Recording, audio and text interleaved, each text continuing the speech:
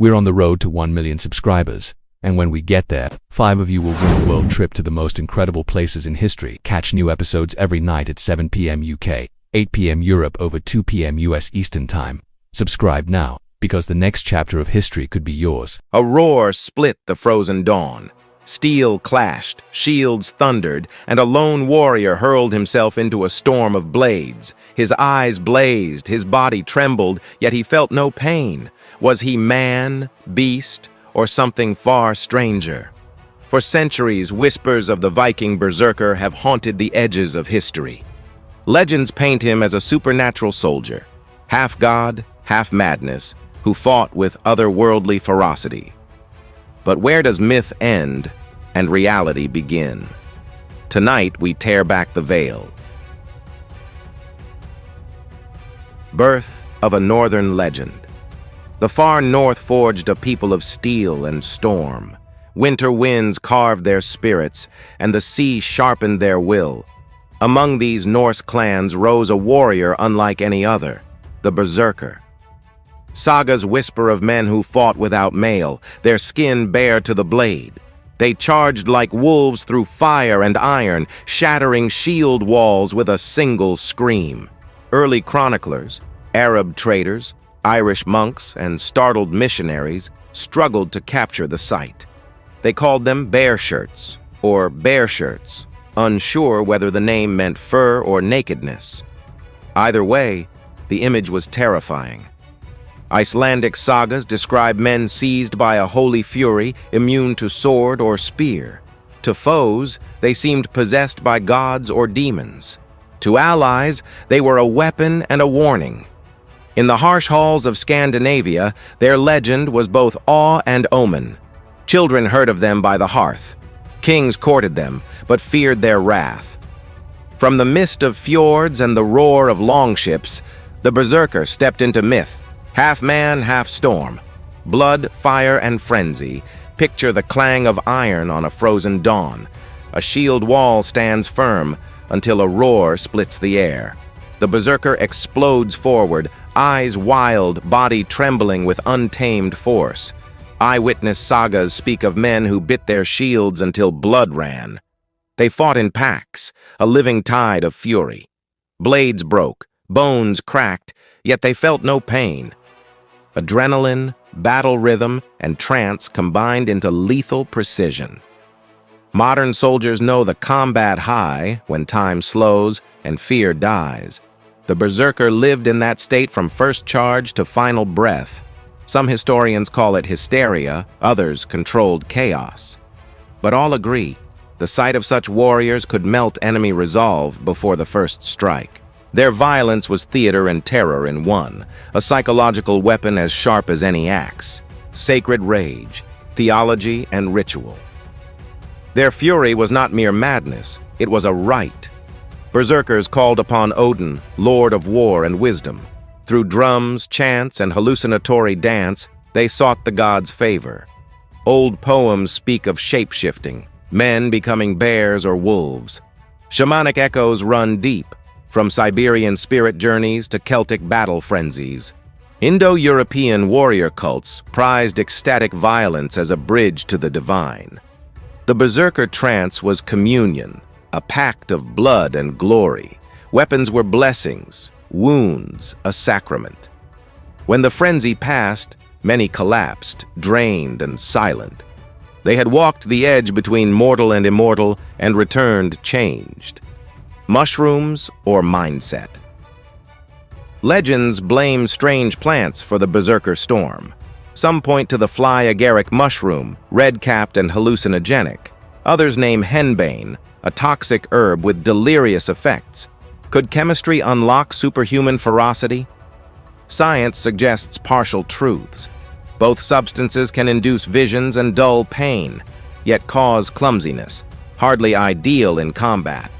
Modern neuroscience offers another key: adrenaline and dissociation. Extreme stress can flood the brain with endorphins, erase fear, and sharpen reflexes. The berserker state may have been a trained psychological switch, not a potion. Breathwork, rhythm, and belief forged a natural chemical storm. Their greatest drug was conviction. From fear to folklore. Christian Europe met the berserker with dread. To missionaries, they were demons wearing human skin. Medieval laws banned their rights. Kings outlawed their rampages. But suppression only fed legend. Stories spread of warriors who could not die, of men who howled like wolves under a blood moon. Centuries later, Romantic poets and 19th century painters revived the image, heroic, untamed, sublime. They became symbols of primal freedom, the wild heart of the North. Even as gunpowder ended their era, the myth marched on, unstoppable as their charge. The berserker in modern imagination. Today, the berserker lives in pixels and pulp. Comics crown them super soldiers. Video games let players taste their fury. Psychologists study their trance as a key to human potential. Special Forces training borrows echoes of their controlled aggression. Science fiction dreams of bioengineered warriors with berserker resilience. From Hollywood blockbusters to military labs, the archetype endures. It is more than nostalgia. It is a question. How far can the human spirit push the body? What hidden switch lets a person transcend fear and pain? The Viking Berserker, real or imagined, stands as proof that the line between myth and possibility is razor thin. Echoes in the blood warriors of every age feel the old call. From samurai to modern soldiers, the berserker spark flickers. DNA cannot prove it, but the instinct to fight beyond fear endures. Psychologists trace it to ancient survival circuits: fight, flee, or transform. In training grounds and war zones, men and women still taste that surge. A flash of ancestral memory, a whisper of Nordic thunder. The language of fury. Old Norse words carried the weight of storms. Terms like ODR meant both madness and poetic inspiration. Saga poets wove these double meanings with care. To them, rage and creation were siblings. Battle cries were more than sound. They were spells. Each roar shaped reality, bending fear like steel. Women of the wild. Not all berserkers were men. Legends of shield maidens and Valkyrie-like fighters cross the sagas. Archaeology uncovers graves of armed women, honored as equals. Their presence hints at a wider tradition of ecstatic warriors. Strength was spirit, not gender. The frenzy welcomed any soul fierce enough to bear it. Kings and chaos rulers both prized and feared these storm-born fighters. A berserker could guard a throne or topple it. Saga after saga tells of kings who courted their loyalty with gold. But when the frenzy turned inward, halls ran red. Law codes emerged to restrain the unstoppable. Power learned that chaos never stays leashed. The mind's abyss. Modern neuroscience peers deeper. MRI scans of elite soldiers show brain patterns like controlled trance. Fear circuits dim while motor centers blaze. Ancient breathwork and drum beats likely hacked the same switch.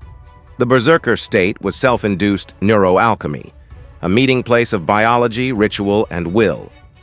From fjord to frontier, immigrants carried these tales across oceans. In Icelandic homesteads and Midwestern farms, the stories endured. American folklore folded them into frontier grit. Cowboys and Norsemen shared the myth of lone defiance. The berserker became a symbol of pioneering fury, a ghostly ally on new battlefields. Art of the storm. Painters and sculptors chased the lightning of that rage. 19th century canvases roared with axes and flame. Modern graphic novels splash neon across ancient faces. Each era reimagines the berserker in its own palette. From oil to digital, the essence stays the same. Raw, ungoverned power frozen in motion. Science of the super soldier. Today's labs echo old ambitions.